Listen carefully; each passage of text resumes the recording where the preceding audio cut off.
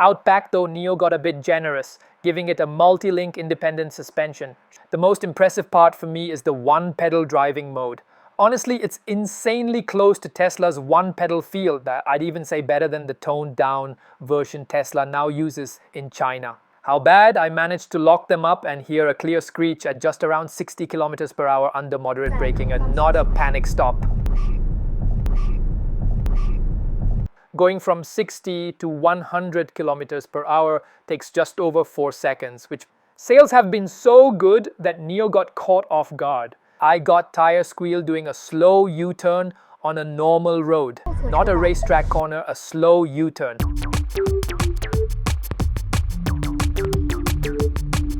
Hey everyone, today my buddy and I popped into a Nio dealership to find out more about the next-gen ES8. While we were there, I spotted a Firefly on display. Perfect timing, since viewer Jorge Kun wanted me to show you this small car.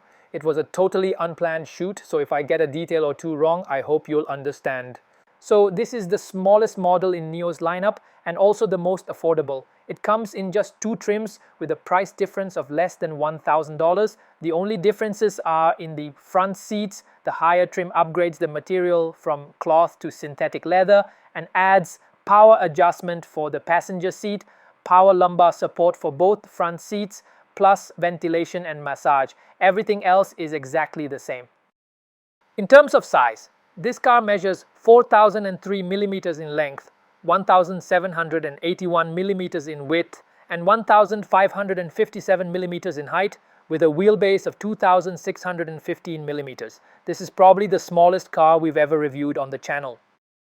The most striking thing about this car's exterior is probably the triple-eye headlights. When the early photos came out, a lot of people said they looked ugly, but seeing the real thing in person, they're definitely not ugly at all. In fact, when those 3 round daytime running lights are lit up, they actually give the car a pretty distinctive look.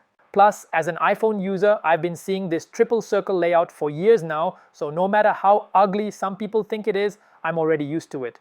If you look closely, the headlights are packed with tiny light-emitting diodes, which really do resemble the compound eyes of an insect.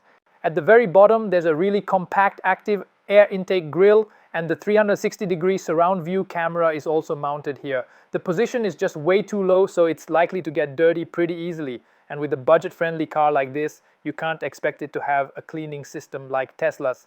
Right above the license plate frame sits the Firefly logo, and it lights up when the car is unlocked.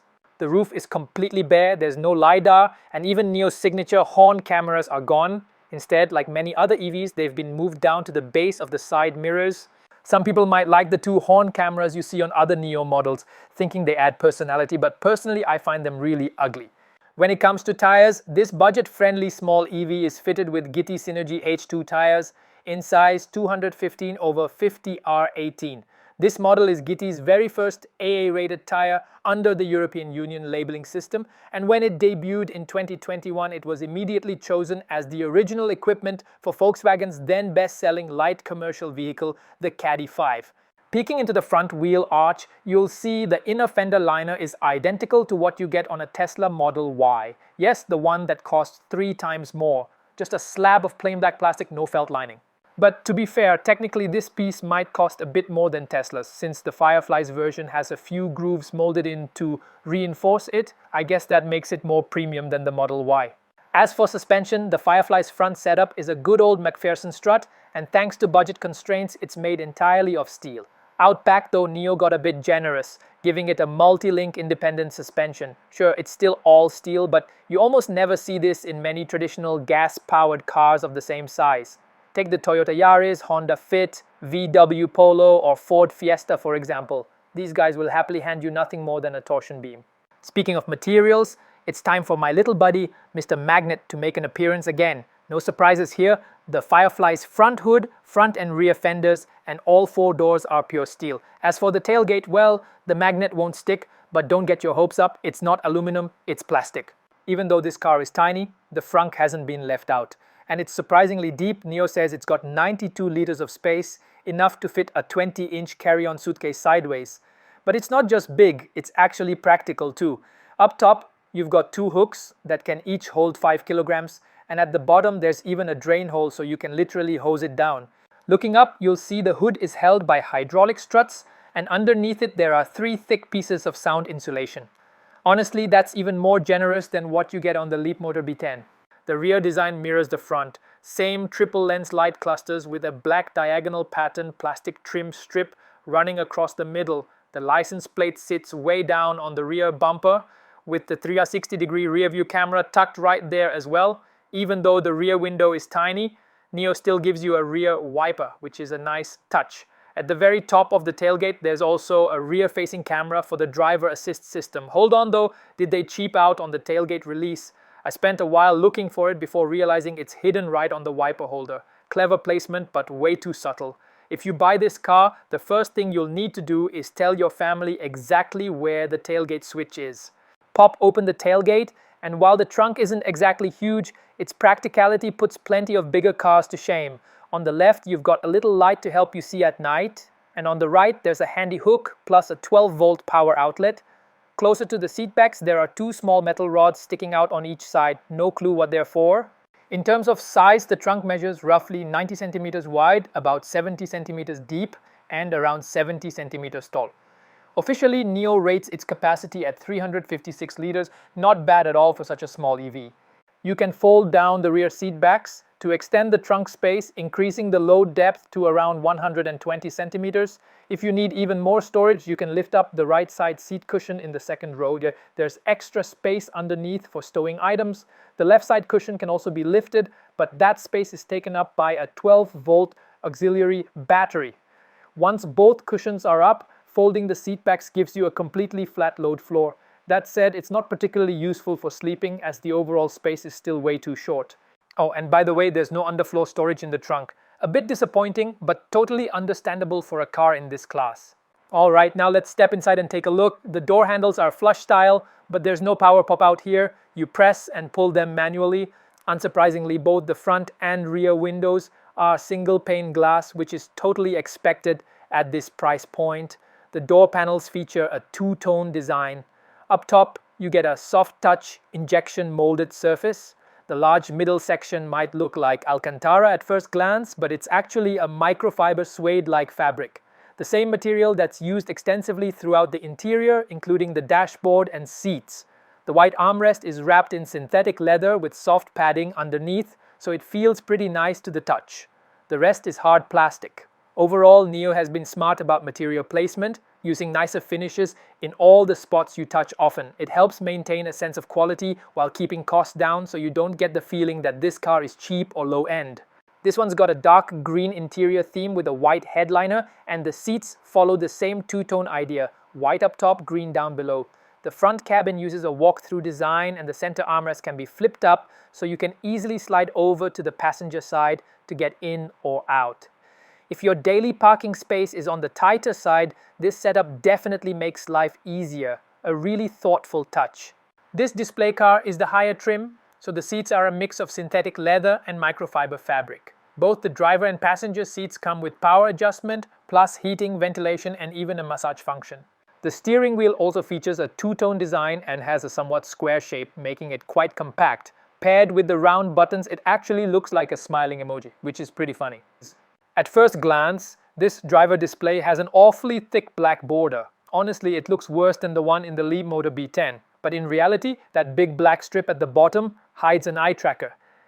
To be fair, if it weren't for the camera catching those two little red dots, you'd never notice there's a camera in there. Just like in the Leapmotor B10, this driver display is mounted on the steering column, so when you adjust the steering wheel, it moves along with it. That way, no matter how you position the wheel, you don't have to worry about blocking the display. The air vents in this car are fully electrically controlled and positioned all the way across the far edge of the dashboard. Right below them, you'll find a strip of ambient lighting with a diffuse glow. And yes, when it comes to using ambient lighting, Nio really knows its stuff. Just look at the Envo L90, where the lighting setup is nothing short of breathtaking. The upper section of the dashboard may look like leather, but it's actually soft touch injection molded plastic. Below that, you've got suede-like tech fabric. The center screen is a 13.2-inch LCD with a 2.5K resolution. You can tell Nio actually put a good amount of development work into this car. They didn't just copy the infotainment system from their other models. The whole interface has been redesigned with a flatter, more cartoonish style that fits the playful character of this car, which is really nice. Unfortunately, I couldn't find an option to switch the system to English, so I couldn't show you all the features. But trust me, when it comes to the depth of settings and the number of entertainment apps, it'll easily blow any gas-powered car out of the water. Right below the center screen, there are two round openings, one large and one small. The larger one is for the fragrance system, and the smaller one is an accessory port where you can mount a cup holder or whatever other add-on you like. In the center console, there's a 50-watt air-cooled wireless charging pad, which is great. The armrest box is dual layer, the upper layer is shallow, while the lower layer is deeper. Two USB-C ports are hidden in the lower compartment, and see that notch near the wireless charging pad? That's designed for routing your charging cable through. Don't be fooled by how small this car is. It's got plenty of storage. There's a massive glove box here, and its capacity could easily rival that of some full-size SUVs. As for the seats, you'll notice the perforations share the same triple circle pattern as the headlights. The side bolsters on both the seat cushion and backrest are finished in faux suede fabric, but the synthetic leather and underlying foam padding are on the firm side. The touch and feel are pretty average, nothing particularly impressive here. Here's what the fabric seats look like in the base trim. Sure, fabric is more comfortable in extreme temperatures, it doesn't feel icy in winter, and stays more breathable in summer, so you won't end up sweating all over. But it's harder to clean, that's why I still prefer leather seats. As for headroom, for reference, I'm 1.71 meters tall. With the seat set to its lowest position, there's roughly 15 centimeters of clearance above my head. Raise the seat to its highest position and you're left with only about 5 centimeters. Not exactly generous. The headliner is finished in fabric and the roof comes with a panoramic glass panel. But instead of an electric sunshade, it uses a silver-coated layer to block UV and infrared rays. Because the rear window is on the smaller side, the rear view mirror's visibility is just average.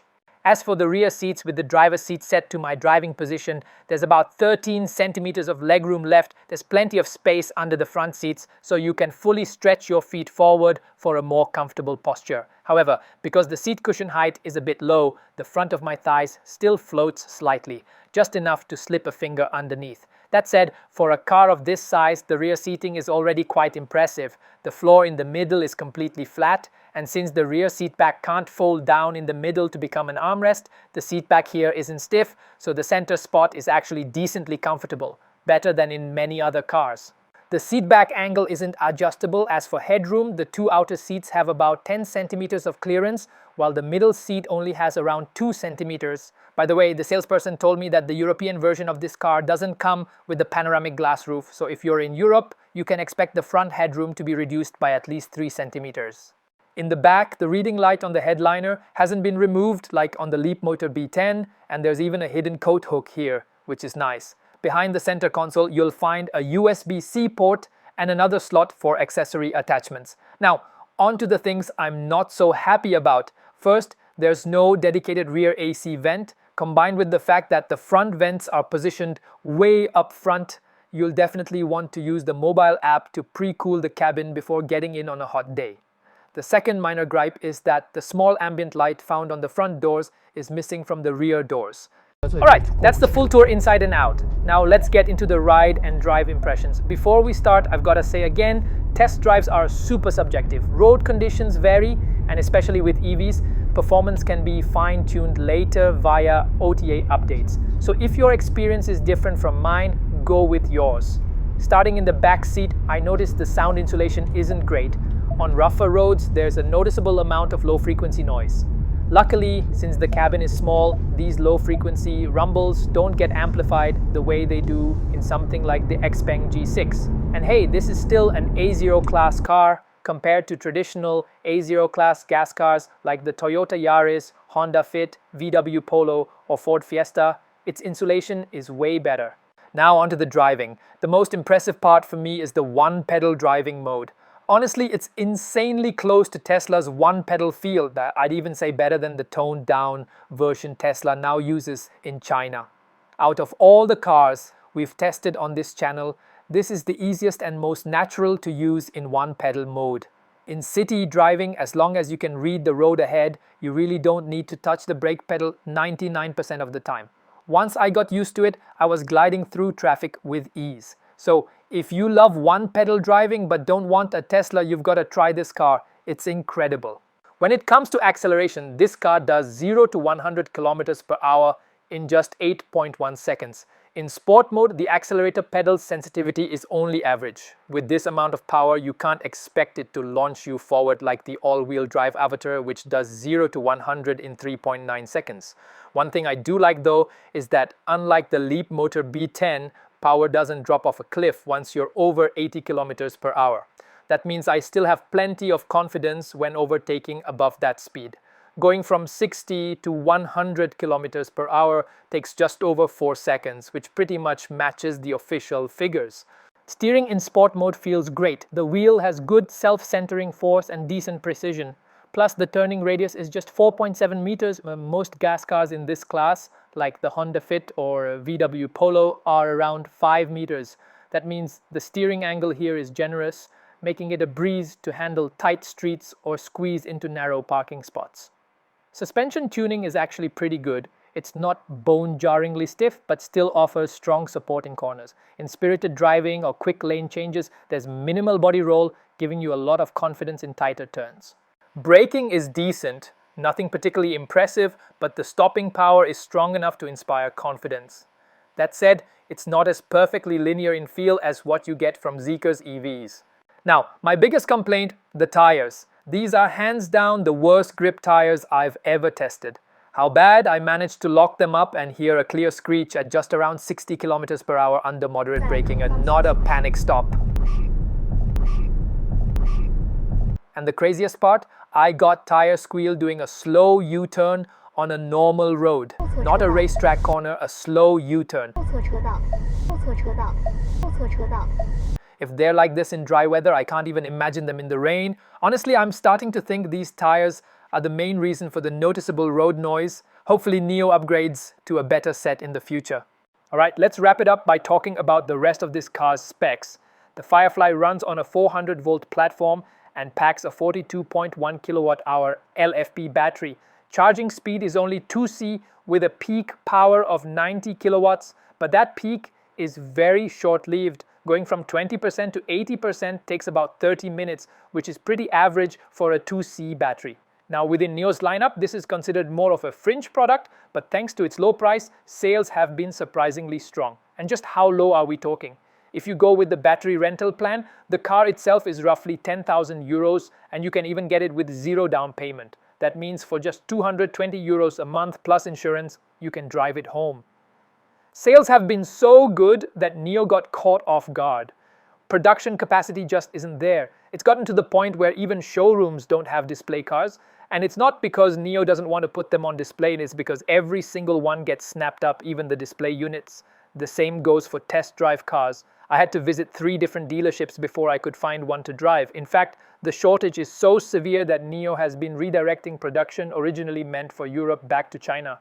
And even then, if you place an order in China, you are still looking at least a 1-month wait.